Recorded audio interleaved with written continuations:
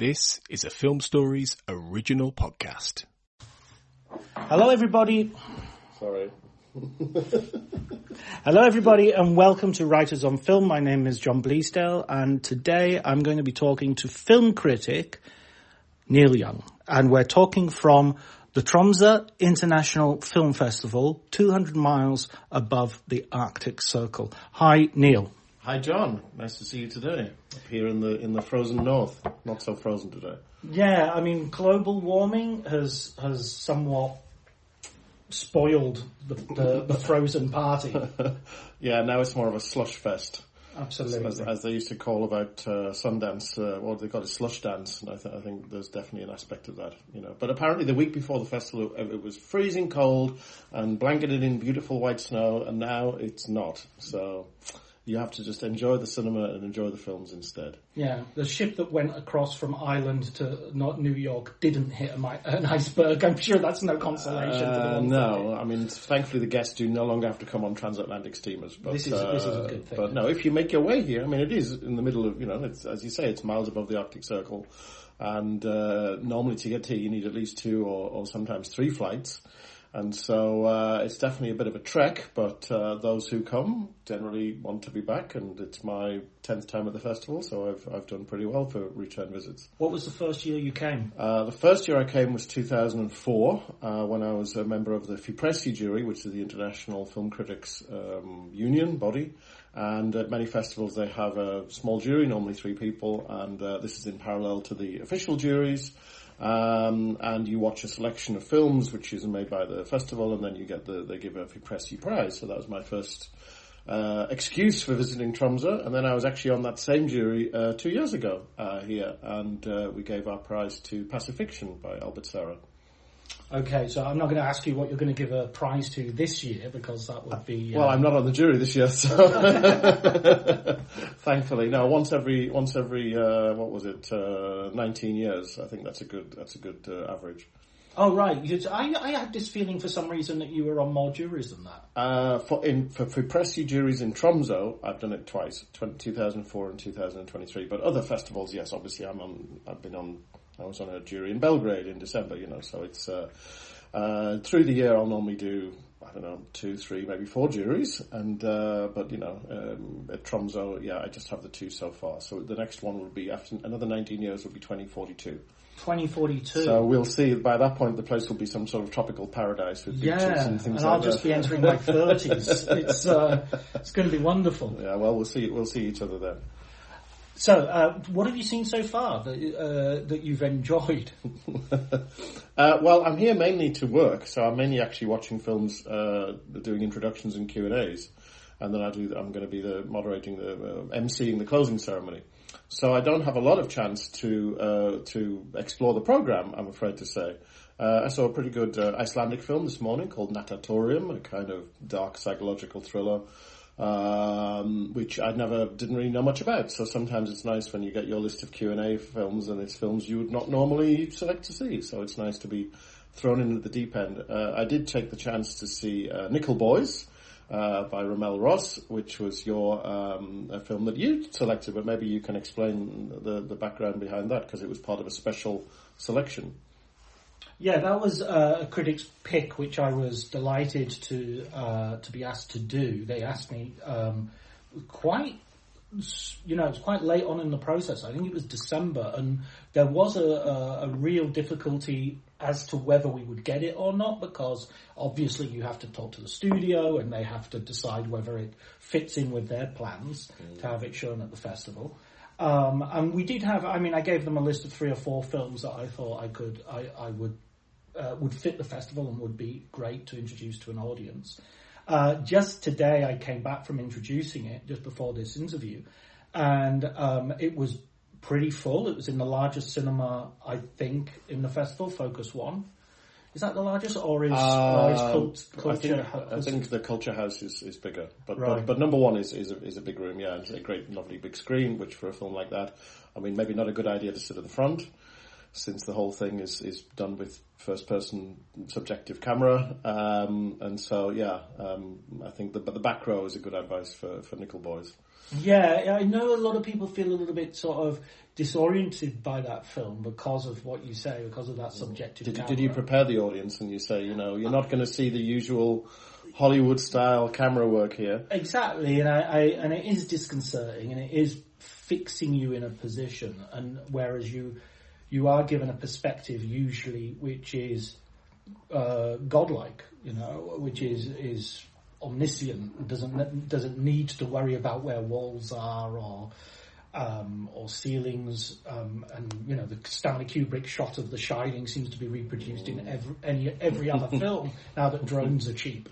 But I like that. I like films which distort how we're used to seeing things. I like things that make us uncomfortable and call into question how we look at stuff. I think not every single film has to do that. That's the point. But it's interesting that film has been successful, and it's probably going to be nominated for some Oscar or something like this. But it's definitely been, a big film of last year, and it's the director that has obviously done a kind of, let's say, a documentary, the first film, a very kind of, not essayistic, but impressionistic documentary. Yeah. Let's put it like that. It's like hybrid. Not exactly a straightforward documentary, but this was his first sort of fictional film, if we can call it that. Although there is documentary elements in it as well, as was it Goddard said, all documentary contains fiction, all fiction contains documentary, and I think this is I think he is a director that is obviously in that lineage. And the fact that it has been accepted and embraced, shows that people are open to that. I mean, I do remember a film called Hardcore Henry, which was about 10 or 12... Mentioned it in my introduction. Yeah, 10 or 12 years ago, which was by, was it Bekmambetov? I think it was Timur Bekmambetov, one of his films after he did the Night Watch trilogy, which was very explicitly a kind of video game aesthetic where it's effectively a first-person shooter camera.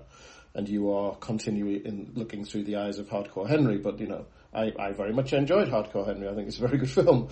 But obviously Ramel Ross is dealing with issues of racism and American politics and history and things like that. And he's approaching it from a much more auteuristic, or one could even say Malikian, angle. And when I saw the film, I was like, yep, I can definitely see why John has selected this film, because you're also here in connection with your book on Terrence Malick.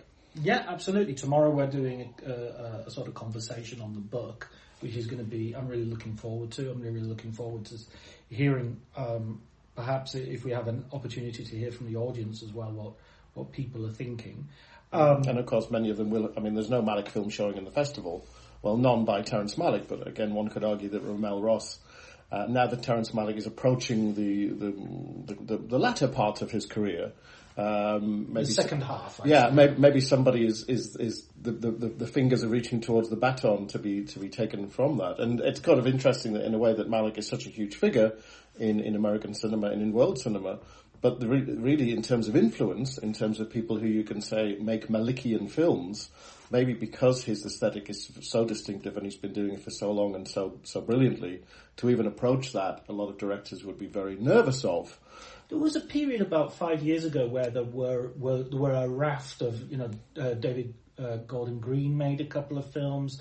The Ghost Story, the director of that, David Lowery, made a film called All Them Bodies Saints, which was considered a very Badlands influence. I think we're going actually back more than 10 years with those films. You're right, actually. You are right. David Gordon Green 5 years ago was already embarking on his Halloween period. You're absolutely right. Not quite so Malickian. I mean, a Malickian Halloween would be something to behold. Yeah, well, in a violent nature.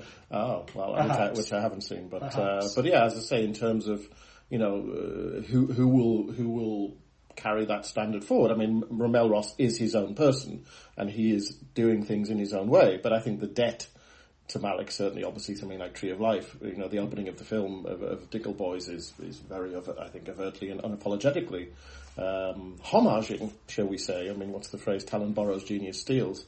And there's certainly there's nothing wrong with that. A director sort of tipping their cap to a previous master of the form, but then taking it, and certainly the way that Ramel Ross Nicholas Monsur, who's the editor of the film, the editing is not Malikian at all in the way that it uses these inserts of kind of popular culture or television and things like that, and that's very pushing things much more into experimental cinema, which Malick, you could argue there are certain montages where there are sort of touches of that, but nothing as overt and in your face. I mean, there's a moment in the film, and of course Nickel Boys is a very difficult film to talk about for people who haven't seen it, because part of the point is a series of revelations, but a crucial transition is executed by showing a camera inside a boxcar as it goes through a landscape, which is initially very disorienting because this seems to come from absolutely nowhere. And I think it's maybe my favourite sequence in the film, because it's just so. If that was just a little experimental short film, it would be probably in my top 10 films of the year. So I very much appreciated when he really pushed that experimental side, and I do like it when I mean, to call Nickel Boys a mainstream film is in some ways absurd, but a kind of a narrative film, a feature, it's a narrative fictional film. To incorporate experimental elements can be very dangerous. It can go horribly wrong. But I think there, whoever is responsible for that, and obviously, let's say it was a team effort of Ramel Ross and Nicholas Monsur. I didn't see anybody else credited there. I think there I really felt that I was in the presence of a virtuoso filmmaker. I think the other connective tissue is Dee Dee Gardner is one of the producers on the film, and she produced Tree of Life as well. I would, just to rewind for 1 second, I think that inserts of sort of contemporary footage, Hidden Life did that quite a bit, where it used a lot of Leni Riefenstahl, used a lot of black and white war footage. And in the original script, it was supposed to start with Tiananmen Square as a sort of example of a hidden, an unknown. Yeah, but even there, I mean, if it's Hidden Life, which is set in Third Reich period, to have images from Leni Riefenstahl, I mean, in Nickel Boys, a lot of it is connected with moon exploration, which of course is going on at the same time. And I kept thinking of the song by Whitey's on the Moon. Yeah, Gil Scott Heron, which was used in First Man. I mean, this could have been put over the end credits. So there, I think in Nickel Boys it's more oblique. I mean, I think a lot of the things in Nickel Boys are very oblique, deliberately so. And whereas Hidden Life for Malick is really arguably his most straightforward film. Right. Others have said this, and I think in terms of as a chronological narrative, and the ambiguities there are. I mean, we're dealing with a good person in an evil space and all that kind of thing. And as I say, it has been described as Malick's relatively straightforward film, if such a thing can be said to exist, which perhaps it can't. I mean, I'm interested. I think you're right as well, saying that struggling with that idea of this Nickel Boys being a sort of conventional narrative film, because I did get the impression when I was watching it that because this film is an adaptation of a literary work by Colson Whitehead, because it's based on a true story which has been deeply researched but isn't widely known. And it has that sort of what in Italian we would call buonismo, that it just ticks boxes of what the Academy likes. A tale of racial injustice, inspiring and emotional, and trauma somehow coming through at the end. You sort of can imagine a conversation in the production office prior to going into filming, saying, "Look, if we use what you're saying we use, we're not going to win an Oscar. But if we just tell it as a conventional movie, we're really in with a good shot." Now, that might never have happened. It probably didn't. And it might be also the case that the Nickel Boys picks up a whole raft of nominations, because we're recording this before the nominations have been announced. But it does strike me as a brave decision. It strikes me as like this film nobody would have complained if this film had been conventional. Well, I think Colson Whitehead would have complained. Right. Okay. And his most famous book is The Underground Railroad, which was adapted by Barry Jenkins as a Amazon television as a TV thing. And again, Nickel Boys could obviously have gone that route. And I haven't seen Barry Jenkins' version, but again, it's kind of the film that Nickel Boys has been compared with his Moonlight, because, you're dealing with characters over a period of time, and there is this kind of artistic element to the film, and it's an ambitious film in many ways. It won Best Picture. And Ramel Ross's Hale County this evening, I think I'm getting the title right, was nominated for Best Documentary, Best Feature Documentary. So these things, as the Academy kind of becomes more diverse and more open to these kinds of films, I mean, I don't think Hale County would have been nominated 15 years ago. And a film like Moonlight did expand the kind of Overton window of what could be considered that kind of a film. And Nickel Boys, I mean, I'm sure the director has said this, kind of goes through the door that Moonlight kind of opened. And then, of course, we're talking about a lineage of black filmmakers going back to Charles Burnett and the LA Rebellion and things like that. So it is a continuum which goes back, for decades. Let's go back to Oscar Micheaux, it's more than 100 years. But in terms of those films getting the exposure and getting people talking about them and not being a niche side thing, which is, it has to be discovered. I mean, I'm sure Nickel Boys will play in regular cinemas, and I think it will get a reasonable amount of coverage. But it is the kind of film where some people, I mean, I was at the screening yesterday and there were people leaving. And I think, not a lot, but, in front of me there was several. And I think one of the problems was the dialogue. That it wasn't so much that the first person camera was an issue, it was that there was no subtitles. A lot of the dialogue was deliberately sort of low in the mix. You couldn't quite hear what they were saying. The regional accents that were being heard. And I could just sense the frustration that, like, people really wanted to know what was being said. And I was speaking to a British film critic last night, and they said that they actually put the subtitles on to get this. I mean, I remember when The Wire was first shown on television, a lot of people said British people said we just don't know what they're saying. And so they would put the CFAX subtitles on, the teletext subtitles. So again, I mean, I think it is a film where, ideally you read the book, you see the film, you're able to either understand all the dialogue or you use subtitles. So it is a film that requires work.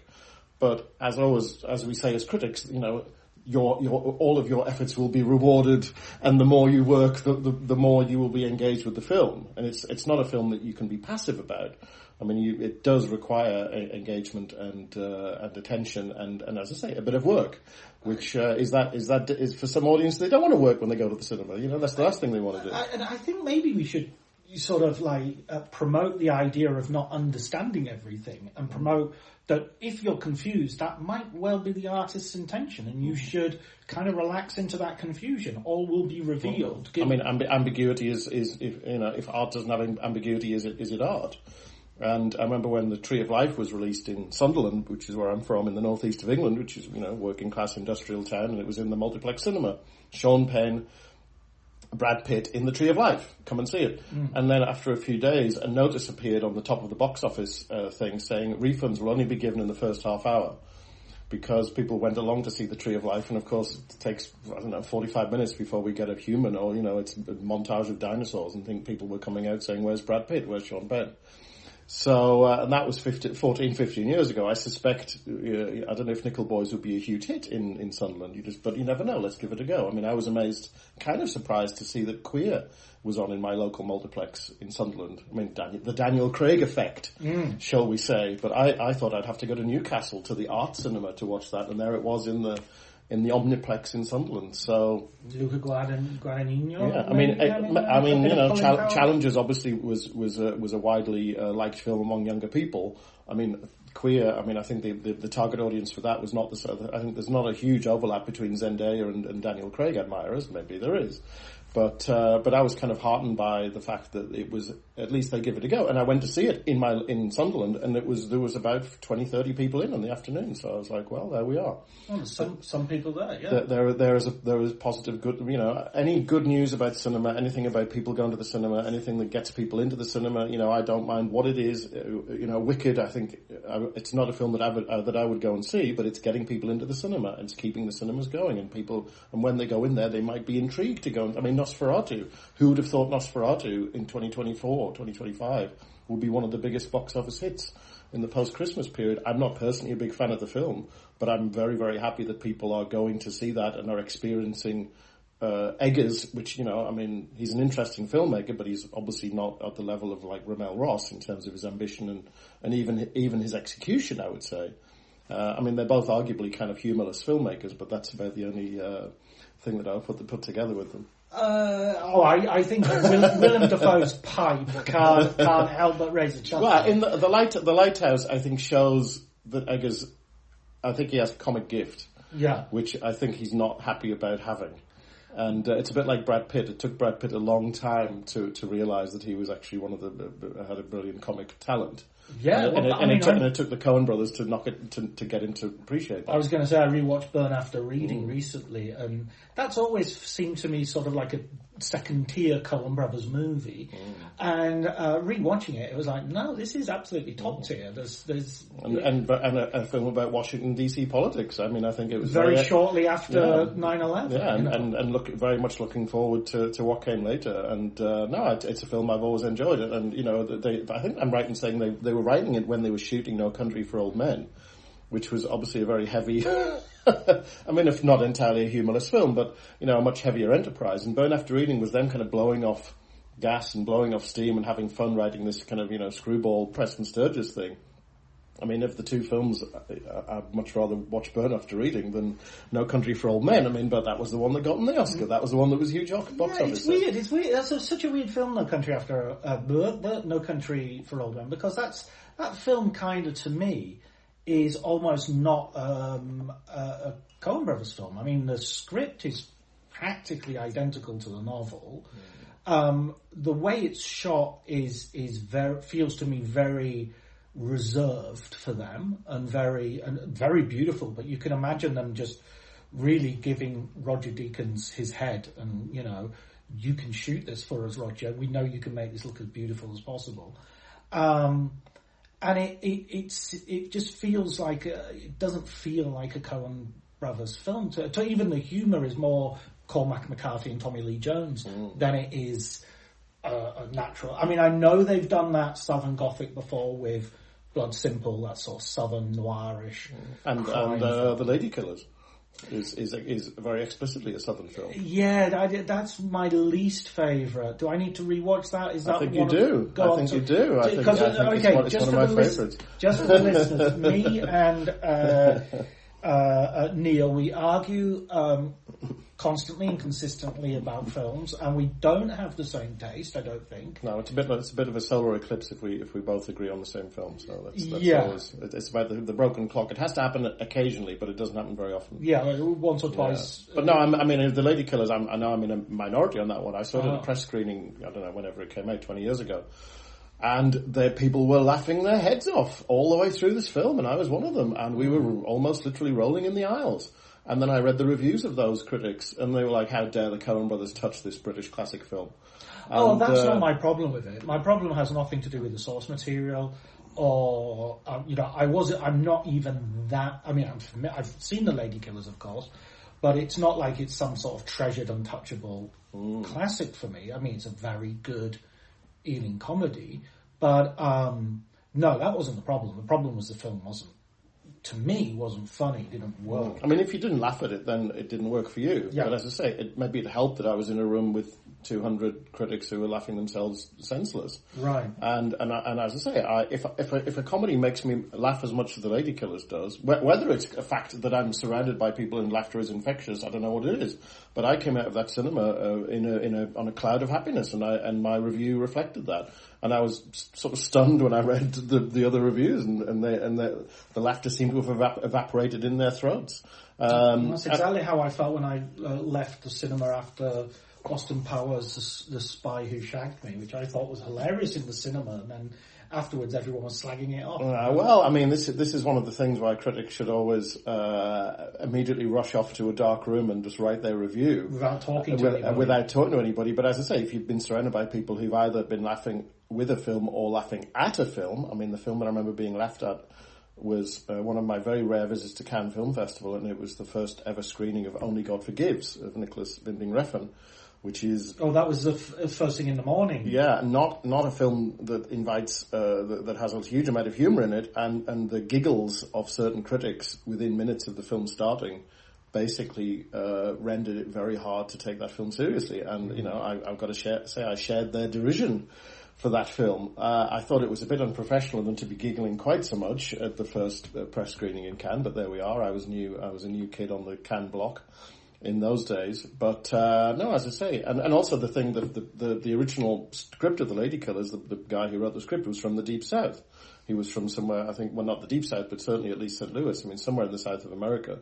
And to transplant that to that part of the world, I thought was a perfectly valid and very and I think the Coen brothers, you know, when you say that No Country for Old Men isn't very Coen-y, which it isn't, but I think they're always looking to sort of stretch themselves. Yeah, oh no. And as opposed to somebody like Wes Anderson, who is very happy and he has his niche and God bless him and people go and see it and you know, I'm very happy that Wes Anderson exists in the world. But of course, you know, Wes Anderson himself knows that he basically found a way to make his films and keeps making them, and there we are. And he'll keep doing that until the day he dies.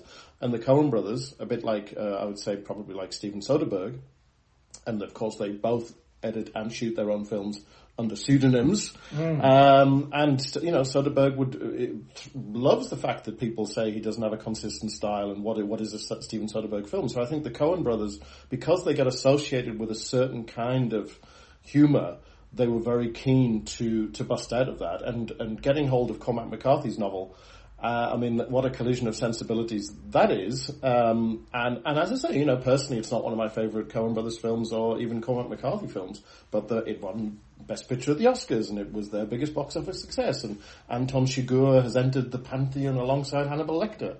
So, you know, I mean, I think that's all wonderful. And the fact that the Coen Brothers have had, you know, because again, it's easy to forget that the Coen brothers didn't have hits. I mean, like the Hudsucker Proxy was a disaster. Yeah, I mean, Tim Robbins and Tim Roby. No, Tim Roby includes it in his book Box Office Poison as one of the. I mean, it was a real disaster. I mean, 90 odd million was spent on it, and it was. I mean, Miller's Crossing, which I've just rewatched, which is now kind of venerated as a pantheonic gangster film, didn't make money. You know, they did. The Coen brothers they always got the critics, and they never made a penny. Barton Fink. Yeah, Barton Fink. You know, I mean, I'm not seeing a lot of money here, as somebody said in Inside Llewyn Davis or whatever the quote is. So we F. Murray Abrams. Yeah, at a certain point they turn the corner and they start having hits. I mean, True Grit, people, you know, was a huge hit. You know, I mean, but also Jeff Bridges had never been a box office guy, and when you say that to people now, and you say for decades, Jeff Bridges was kind of box office poison, and it famously never. I mean, Seabiscuit was kind of his first film that really. I mean, obviously he had been in films that made money, like King Kong and Jagged Edge, but they weren't. You know, whenever you put Jeff Bridges front and center in a film, the audience just didn't want to know. Starman with John Carpenter. No, it was. I mean, it was okay. It didn't. It wasn't a turkey. It wasn't. You know. But if you wanted to cast, it was a bit like Kurt Russell. They were never seen as box office leading men. Yeah, sort of second string. Yeah. And as I say, now they're these beloved veterans who people presume were like striding Hollywood. Like, you know, Burt Reynolds was the big box office star. Burt Reynolds and Clint were the two. You know, I mean. And the Americans always had these lists of the top 10 box office stars, and Burt Reynolds was number one for a decade. Yeah. You know, and I think Jeff Bridges would never have got anywhere near that list. So, as I say, the perception now that the Coen brothers are sort of established and they've been around for so long, and I think maybe Fargo was and that was a big turning point for them. Absolutely. In terms of like they finally broke out of this kind of coterie, you know, critics' favourites, and actually connected with audiences. And the number of people, when I say, "Oh, what do you do? I'm a film critic. What's your favourite film?" and we talk about that, and I'll say, "What's your favourite film?" and if they sort of think, I'll say, "Is it Fargo?" How did you know? You know, and it's amazing how many people that is literally their favourite film of all time. So it's got a sort of Godfather Part 2-ness to it. Yeah, I mean, the other one is Shawshank Redemption, which that's another story. It's a totally solid film. I've just never. Well, I think it touches people on an emotional level. I mean, that was one of my problems with Nickel Boys, that I can appreciate the art, and I can appreciate the craft, and I can appreciate the ambition, and I love the fact that the experimental stuff and da-da-da-da-da, but I never connected with the characters. I just didn't really care. You know, I mean, one can sympathise, and one can, as I say, appreciate the horror of what you're seeing there. But at no point in that film did I feel as though I was being carried along by the film. It's so paradoxical that actually you're sort of being put in their heads, and at the same time that works as a distancing device rather than a. You would imagine that by sharing their perspective, you would be able to feel for them much more, but in fact, because you can't really see them. And also the voices become disembodied. Yeah. And I think that was one of my issues with the film, is that the audio track, it takes you out of the subjectivity because it has music. Right. And so you're watching through somebody's eyes, you're seeing the world through their eyes with a musical soundtrack, and I think the music's actually very good. But the fact that the music even exists, and the fact that when you're looking through the character's eyes, the voice is necessarily hollow because of where it's coming from. Again, one is always. I feel that I was always kind of aware of that, and again, there were distancing elements in the film. I mean, Brecht would say, "Great." But to me, when I'm watching a film like that, when I'm sitting in the dark for 2.5 hours, appreciating and admiring and respecting a film only gets me so far. I need to have an emotional connection somewhere. I need to feel something. And that was the problem that I had with Nickel Boys. I kind of came out of it, I was like, well, that was 2015, and I'm very happy to be in the world of Rommel Ross for 2 hours and 15 minutes, and I think it's fantastic that the film exists. Would I recommend that film? No. That would is you the thing. pick it for Tromsø Film Festival? No, but I'm very happy you did, because that's where I saw it. But as I say, when people always say to me, "Oh, should I watch this? Should I watch that? Should I watch Nosferatu? Should I watch this and the other?" And I'll say, well, you might like it. I can't personally recommend it. Right. There are certain films. My mother will always say, "Oh, what about this?" I say, "You wouldn't like it." And she was like, "You don't know." I said, "I know you would not like it." She wouldn't like Nosferatu. Right. My mother loves horror films. She'll gore. The more violent, the better. In fact, it's not violent enough for my mother. Right. But I would say to her, "No, you wouldn't like Nosferatu." What's her favourite horror film? My mother's favourite horror film. She'd probably like. The Birds would be the one that she found the most horrific. Okay. Because she has a problem with birds and cats. Right. Okay. So any horror film where cats are leaping out onto people and cats are clawing out people's eyes, she would. I mean, my mother would never. The idea of my mother getting disturbed at a film is hilarious. But whenever I would watch horror films with her and cats and birds were flying around or jumping on people, so that I could see that she was not happy. Not in the happy place. No. But as I say, no. I mean, to me, it's about recommendation, and it's about and I only recommend. Of course, there are certain friends who you think, oh, that person they're going to love this. Yeah, that's even though I didn't. Right. But I always imagine a kind of like this imaginary friend in Sunderland who says, oh, what about this new film? And should I go and see it? And I either go. Or I'm like, yeah. It was so funny because I was talking to a friend of mine in England and they were saying, Baby Girl is on at the moment, I'm going to skip that. And I was like, no, you should really go and see it. And they were like, really? Because it looks like, and they described it as 3 shades of grey. And I was like, no. And they said they're selling it as an erotic drama. And I haven't seen the film, but the trailer certainly suggests that. It really isn't. Right. For me, it's a full-on satire. It's a full-on comedy of sexual manners, and it's as the best comedies of those sorts are. It's about how those things that you're so comfortable thinking have changed, and I think it's. I love Nicole Kidman. I love late stage Nicole Kidman, and this is a real brilliant performance. I love the actor Harris Dickinson. I think he does the versatile Harris Dickinson does a wonderful performance in this, and he really this dances around sort of dangerous topics and topics that our sort of new Puritanism would just rather avoid, perhaps with a laudable idea of not wanting to offend anybody or not wanting to trigger anybody or whatever. It's like specifically American film has sort of decided, okay, maybe we should just not go there. Leave it to those European directors who precisely. Can, this is indeed directed by a European director. Yeah, and of course, starring an Australian, a Brit, and a Spanish. In fact, one of the things about this is like Nicole Kidman being married to Antonio Banderas and not being satisfied is in itself. So we're kind of in the sci-fi territory here. Exactly. That. Harris Dickinson put him. I don't know. Maybe some people would consider Harris Dickinson to be an amazing heartthrob, but put the two of them together, and there we are. But when you're watching Lady Bird, Baby Girl, did you feel, or did you feel you needed an emotional connection, or is the film not about emotional connection? I think it's not. I think there's a difference between emotional connection where I feel I have to like or recognize myself in the film. But or just emotional connection, just in the sense that I can just share that emotion. It doesn't have to be that I necessarily empathise with that person.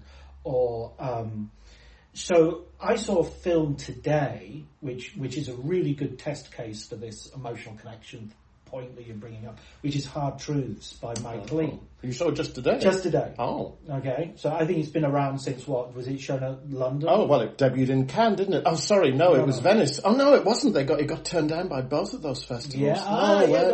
Where did it premiere? Toronto. Toronto. Just wasn't good enough for Cannes and Venice. Sorry, Mike Leigh. Just try a bit harder next time. Maybe you'll get into these I thought it's one of his stronger films. I thought it's actually one of his, that sounds like I'm saying he's made loads of weak films recently. He hasn't. That's the... I mean, of course, one of your earlier books was about Peter Lou. Well, yeah, Peter Lou, I must admit I wasn't able to look at that in an unbiased way because he stole... Yeah, he didn't get in touch with you to be the consultant. Well, I'm not going to lie. I sent the novel to the production office when I heard they were doing it and got no reply. Oh. And then it starts in a very similar way. So I'm not going to say anything else because otherwise I'm getting into legally choppy waters. Yeah. But this is a film which is extremely...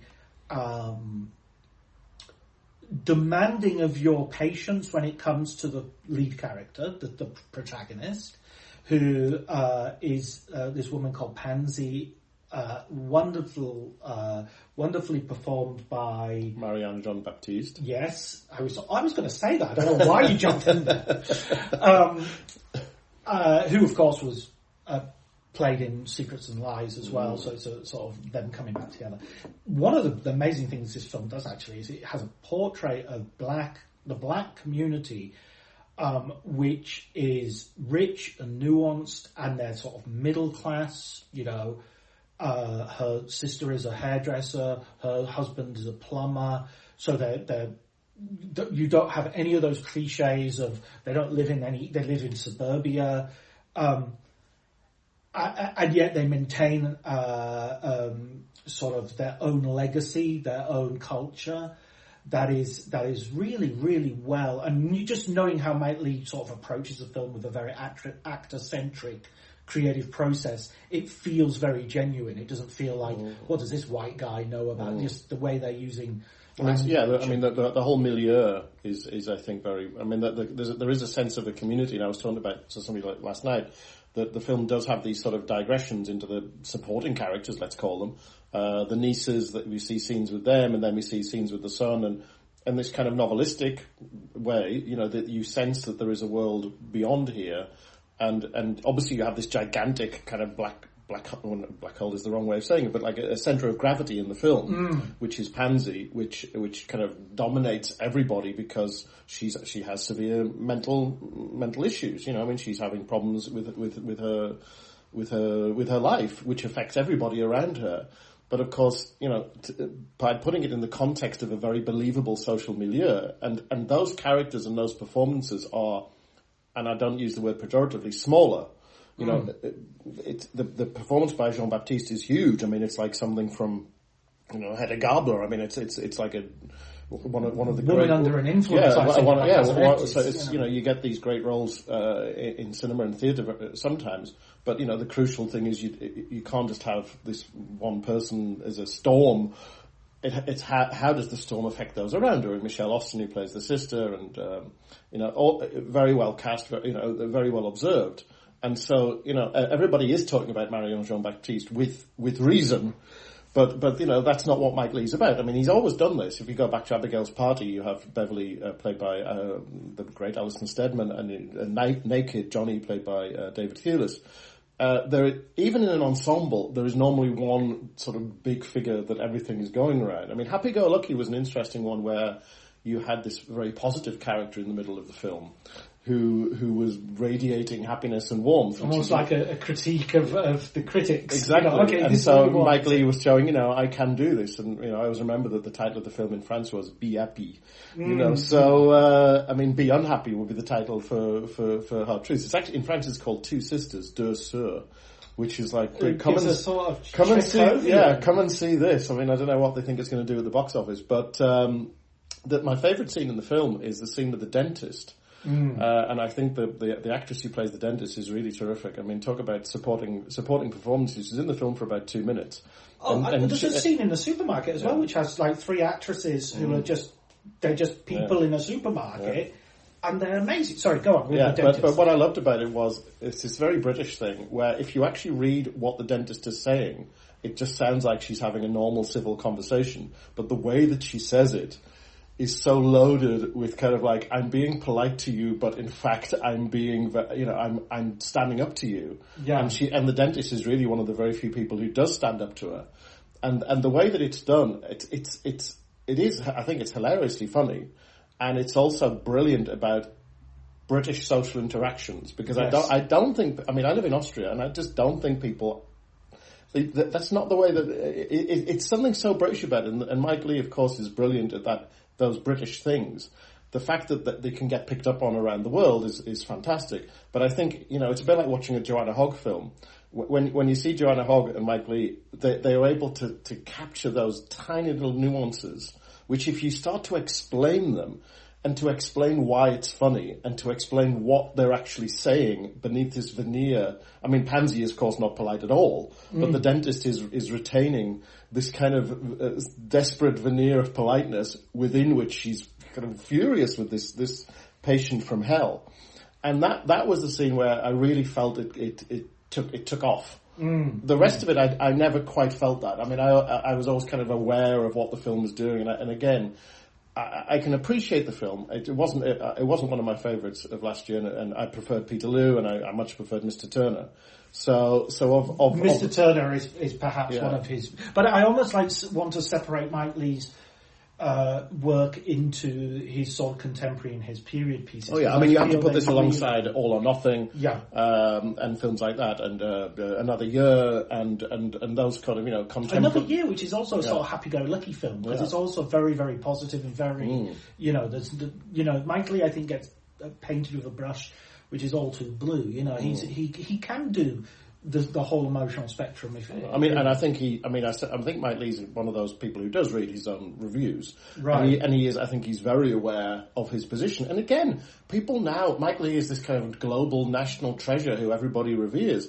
For years, except in England. Yeah, but for many years in England, he was looked at sort of askance because he was a middle class person who was making films about working class characters. And there was this whole thing about Mike Leigh is a condescending, it's patronising, it's caricature.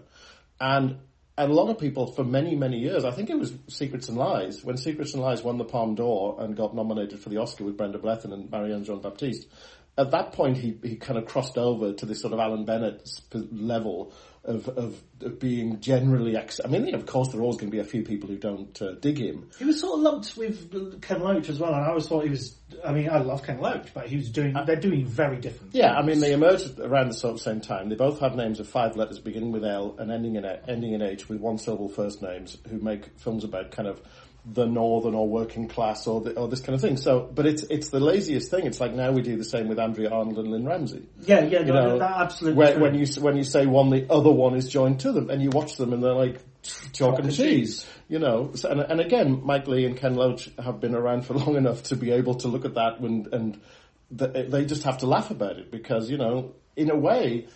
Look at the two of them. They're both in their 80s, well into their 80s. They're still, Ken is officially retired now. But, it's done all right for them that the fact that people always bracket them together. And in a way, they kind of, the two of them, I think they probably had like a friendly rivalry in a strange way. They both came from TV originally and developed through that and things like that. So in a way, it must be annoying. But on the other hand, I think they are big enough artists to be able to sort of look at each other and slap. And maybe they go off boozy lunches together and compare notes about these sorts of Oh, things. I really hope so. That would be a lunch I would like to go And then they to. see Ridley Scott in the distance and beckon him over. But Yeah, that's- with a and there's Stephen Frears. Stephen, do join us. and enters the restaurant in his Rolls Royce in his helicopter. Another film I saw last night, I wouldn't mind your opinion on it if you've seen it, because I don't know if you had the opportunity, but it's Kneecap, which I did not. A lot of people have recommended. Yeah, to I was me. very annoyed about not being able to see Kneecap because it's obviously such a big film. I mean, it got like 17 nominations in the Irish Academy Awards and like BAFTA nominations all over the place. And I finished the Q&A exactly at 9:00. Right. And I was going to run along to the cinema to catch it, and then I bumped into somebody, and in the end I couldn't. And I thought it's probably not a film to miss the beginning of, you know. But I heard that the cinema was kind of a rocking joint, and everybody was into it and all that kind of thing. But is it? I don't know. When I look at it, is it like it seems to be sort of the Commitments meets, I don't know, Take It or Leave It by, you know, the Madness film. I mean, is it that kind of vibe? Well, to begin with, I was kind of surprised. I thought it was going to be some sort of documentary or mockumentary, because I knew it was kind of like a biopic of the band. And I was kind of thrown because one of the members of the band, he's like an older character. The one who wears the balaclava. The one who wears so you don't see that he looks like old enough to be the other two's father. Exactly, and he is and he's wearing the balaclava because he's actually a music teacher, and so he's got a reputation he doesn't want to be seen with these two drug dealers, essentially. And I was watching the whole film thinking, well, that's an actor. I've seen that guy in loads of stuff. And then when the film finished and I looked on Wikipedia, it was like, no, that guy's the guy in the band, and they're all the guys in the band. And one thing that I think is very good about it, the film is massively entertaining. It's very, very funny. It's all over the shop when it comes to politics and tone. But is there a story? Like there's a story, right. And it's sort of the rise of the band. Yeah, so it's like, so we had Slade in Flame, and we had Take It or Leave It. Yeah. And I mean, I'm sure there are other examples of this kind of, the band play themselves in... Hard Day's Night. And, in a kind of in an amusing variation of their rise. And it's kind of madcap, and it's kind of train spotting, and it is making, it's making a lot of points about, it says right at the very start, any film that's about Belfast starts like this, and cars exploding and sort of riot gear. Apart from the film Belfast. Which begins with Travelogue. This is what I was sort of thinking about in terms of... I was thinking about Kenneth Branagh's Belfast, which was a film I cordially hated. Wow, well, there we are. The clocks have stopped at the same place. We finally we have found a film that we agree on. The sun has I at one point in watching Belfast, when you get the music from High Noon and the battle scene, I literally in the cinema hid my head in embarrassment. I had to hide my face. I was like, please, no. And again, I kind of stumbled out of the cinema into the daylight, kind of like, what on earth was that? And of course, it wins the Oscar for Best Original Screenplay. I think Branagh, I don't like talking badly of people, but he is like the celebrity novelist. He's like the quiz show host who's become a novelist. When it comes to directing films, I just think he's a really ropey director. I mean, as people have said since day one, Branagh with Shakespeare, fine.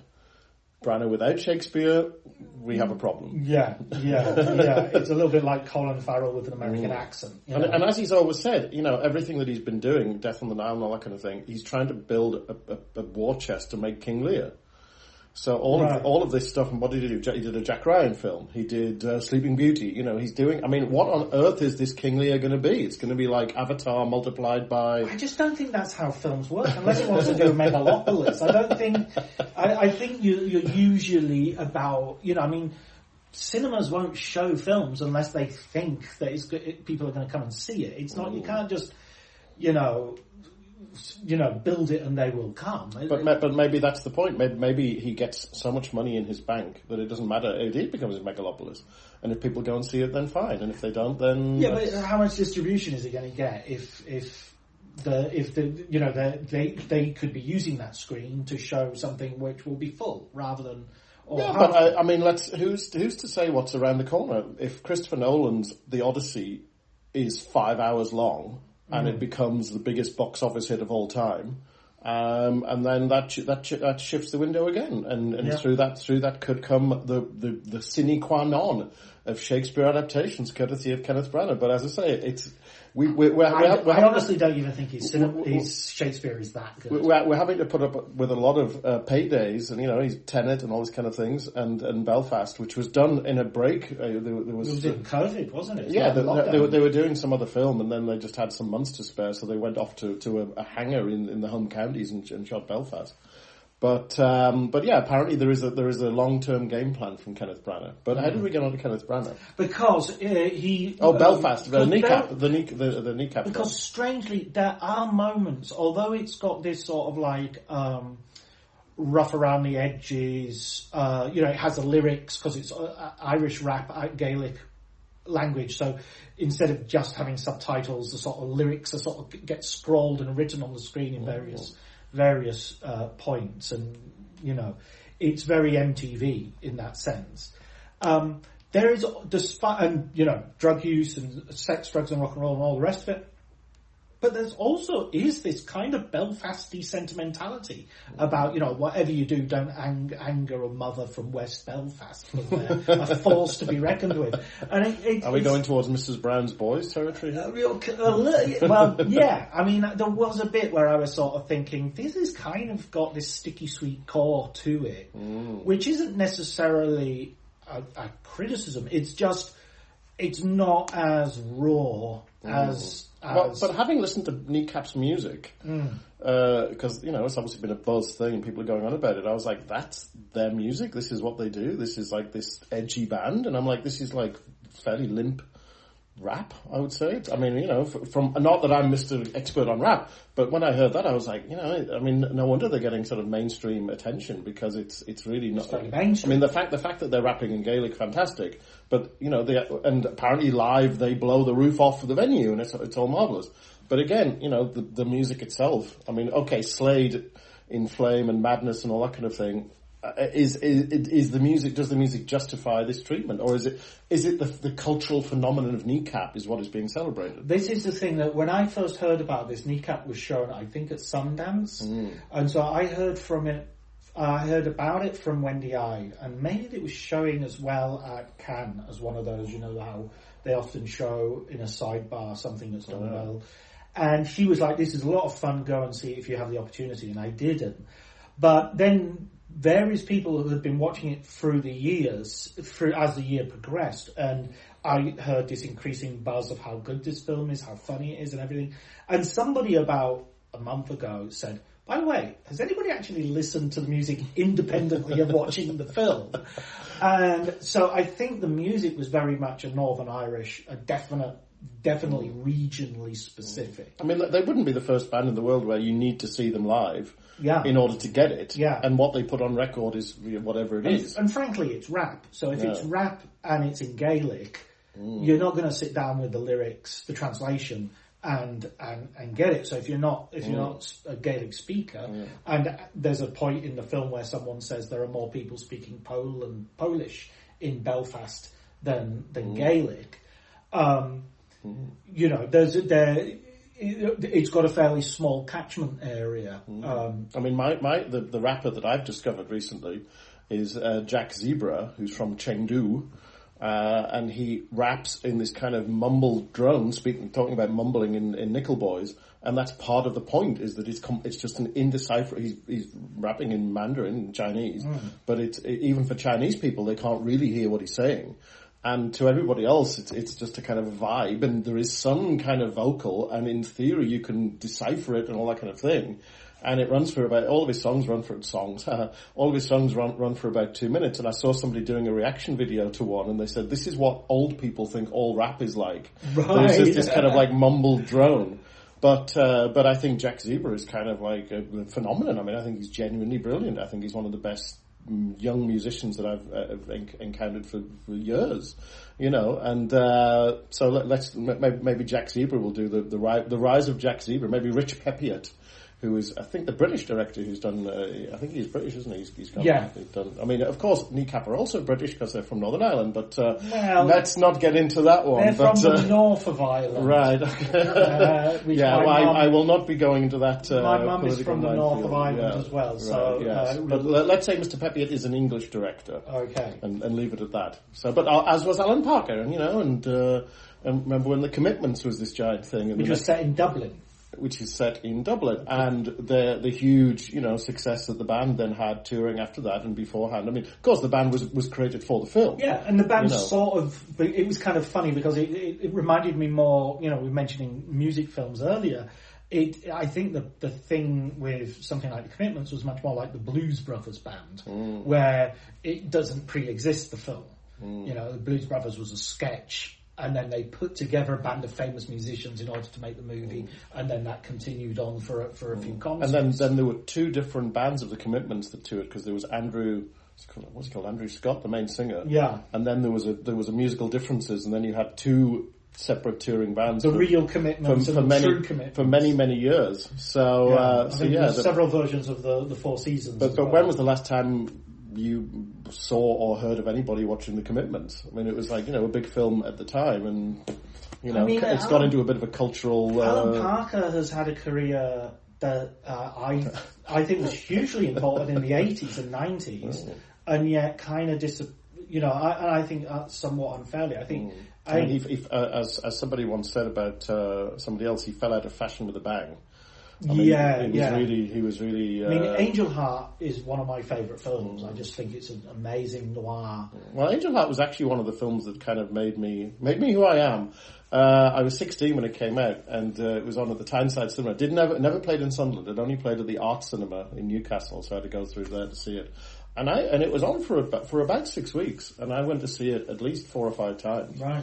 And whatever you think about the film, it's a very directed film. It's like when people watch Raging Bull or Goodfellas. You can sort of that's what a director does.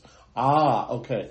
And Angel Heart, I mean, it's not a subtle film, but to somebody who is just sort of getting into film in a sort of more serious way, to be able to go and see that every day if you wanted to go and see it on 35mm in a nice theatre. And it probably was it. I mean, it was never my favourite film, because my favourite film was always Don't Look Now at that point, which again is a very directed, hugely directed, very directed and a very edited film. I just watched it before it came over. I mean, in fact, the two films have a kind of a lot of similarities in a strange way.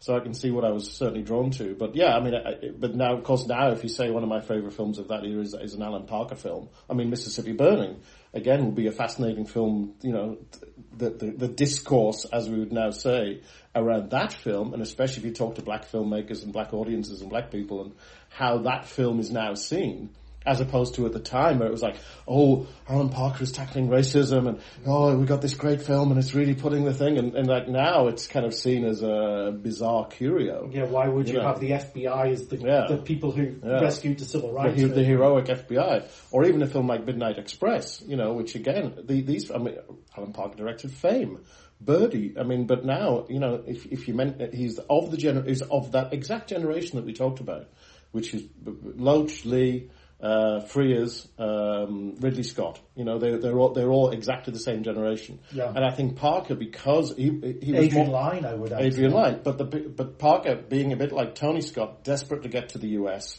is going to get there as soon as he can. Wants to work in the American idiom, as Ridley Scott did, as both of the Scott brothers did. Was always looked at slightly askance by the others, and was always happy to be ploughing his very commercial furrow, and didn't, the last person who would even read a review. I can't imagine he ever bothered about it. I think the thing with Parker was he had this way of being very much his own propagandist, and he rubbed a lot of people up the wrong way. I remember him attacking Merchant Ivory as being the Laura Ashley of cinema, and I just thought it's very unfair and very true at exactly the same time. And you just sort of think, well, you should play nice. That's not the sort of thing you do to the British film industry. I mean, as Terence Davies, who we just mentioned, was another one who never bit his tongue Right. And with due cause, the fact Yeah. that Terence Davies didn't make a film for all of those years and finally got to make a film by entering a nano-budget film fund from Liverpool and made Time in the City, which put him back on the map. But Terence Davies was literally living in a trailer park in Scarborough for, several years. Yeah. Could barely pay rent, never mind get money for a film. Parker was doing it from a whole different sort of position. The world of advertising and all that. I saw his last film, which was The Life of David Gale. Yeah, with Kevin Spacey and Kate Winslet. And it's a fairly dreadful film. Yeah, it's one of those where you There's think... that clock again. Yeah, you look at that film and you think, let's hope that Parker squeezes the last one in here. Because if that's what he's bowing out on, then sadly he never got to make another one. But as I say, the critical rehabilitation of Alan Parker begins today. And it's overdue. Yeah, and next year's Critics' Choice is going to be critics only choosing their favourite Alan Parker film. Yes, yes, I'm for that. You mentioned in passing Fame, but it's hard to overstate what a huge cultural phenomenon that was at the time. It spawned a TV series, it had a hit song. It's a bit like MASH. People are aware of the film, or even Downton Abbey, which is just a TV version of Gosford Park. Yeah. And when you say, and the film version of Fame, there was the film version, wasn't it? Which is a lot more depressing. More like Saturday Night Fever, kind of exactly. the dark side of New York. Fame costs, and right here is where you start paying in sweat. As the saying goes. But Birdie is a hugely important film for many people. Matthew Modine and Nicolas Cage. Yeah. And so, as I say, it's a very strange filmography, and one which has great peaks and terrible troughs, which I think is sometimes it's fun to ride those undulations. Absolutely, and, when you get, with all respect to Hong Sang-soo and Wes Anderson and people like that, you know what you're going to get. You go and see their films, you know who's going to be in it, you know what the camera work's going to be like, you know how you will discuss it afterwards. And when Alan Parker was around, it was like, what have we got today, People on the wall. Let's see what this is going to be like. Yeah, it's one of those where you look through his filmography, he directed that, we did that as well, oh my God. About that. The Road to Wellville. Did he do that one? Yeah. That must have been his penultimate one. I think it was, and it's actually quite good. If that had been his ultimate, I would have said... But it's like Cassavetes doing... did they do a Prospero one at one? No. The Cassavetes, everybody says that his last film is Love Streams. Right. Because his actual last film is Big Trouble, which was this, kind of knockabout comedy with, I think Peter Falk was in it, which again, people sort of charitably kind of say, well, that was one for the studio, it's because at the end of Love Streams, he literally dances off screen. Yeah. He literally tips his hat and dances off screen, and it's like, what an ending. Yeah, and then it's like, and then there's this other one, It's a little bit like I always thought Frenzy was Hitchcock's last film. And then there's Family Plot. Yeah, a lot of French people love Family Plot. I wish them well with that. A lot of French people love a lot of stuff that we don't need to love. It's like Truffaut with Vivement Dimanche. I like Vivement Dimanche a lot, and Family Plot and Vivement Dimanche are very similar in many ways. But, Truffaut sort of signed off with a kind of amusing trifle of a film, rather than a big statement. Altman, the last thing of Altman is Prairie Home Companion. And everybody says, the maestro, what a valedictory moment, and it ends with, his career begins with James Dean story, ends with literally with Lindsay Lohan, Altman had 3 films on the go when he died. This was definitely not intended as a farewell to the world, so there we are. It's the magic of cinema. What a brilliant note to end on as well, because as we, I didn't plan to end on talking about endings, but there we go. That's the magic of writers on film. This is what happens when you come to the Arctic. The magic just somehow comes from the Aurora Borealis. And as a great critic said, welcome to Tromsø, where the biggest screen is the sky. I don't know who yeah, sounds I think like Bleesworth or somebody. One of those. Thank you, Neil. Thank you, John. Tack. Oh, I wasn't recording. 1 hour, 3 minutes. Wow.